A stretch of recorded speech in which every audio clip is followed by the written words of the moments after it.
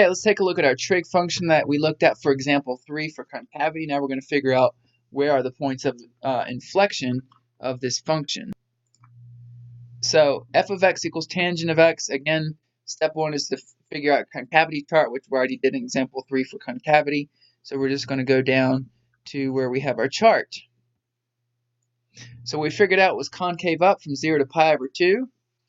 And we went in concave down from pi over 2 to pi. So again, where those two meet, those two intervals pi over 2, there will be a possible point of inflection. Okay, and then from pi to 3 pi over 2 it goes back to up again. So from where they meet at pi, there is also a point of inflection because it changes concavity.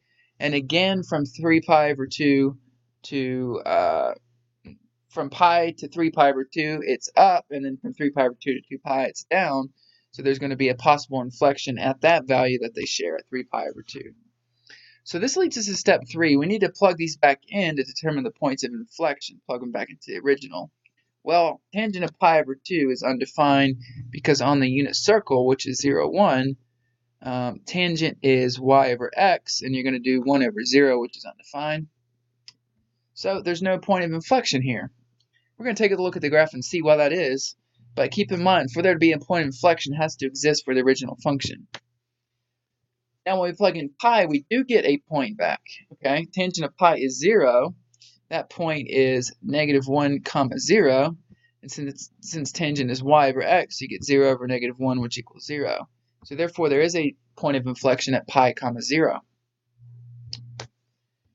And when we plug in 3 pi over 2, we have the same dilemma because that point is 0, -1. It's going to be y over x. So you're going to get 0 on the bottom, which is undefined.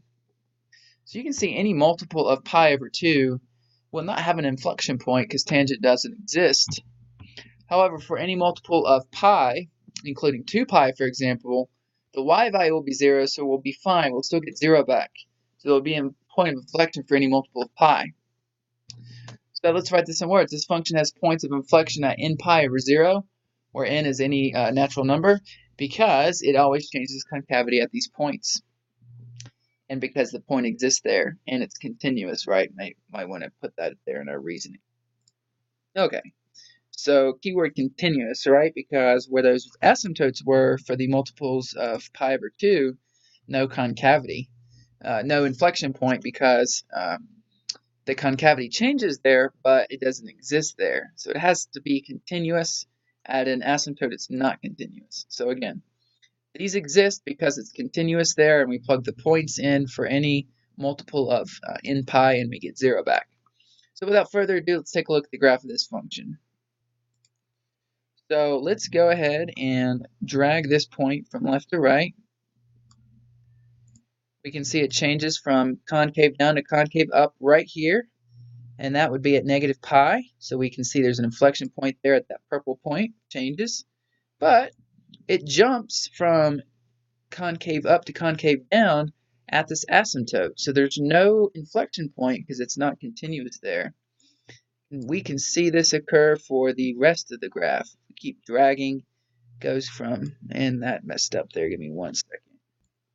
Okay, so you can see for the rest of the function, the same pattern is going to hold true. We're going to have inflection point at 0 pi, but then we have another asymptote that jumps from concave up to concave down, so no inflection point, and then we go back to inflection point at pi where it changes from concave down to concave up. Again, concave up is wherever the tangent line is increasing, second derivative is positive, concave down where the second derivative is negative and the tangent line is decreasing. Alright, so that's it for inflection points for tangent of x. Just remember, it has to exist, there has to be a point there. If you have any other questions about this example, let me know.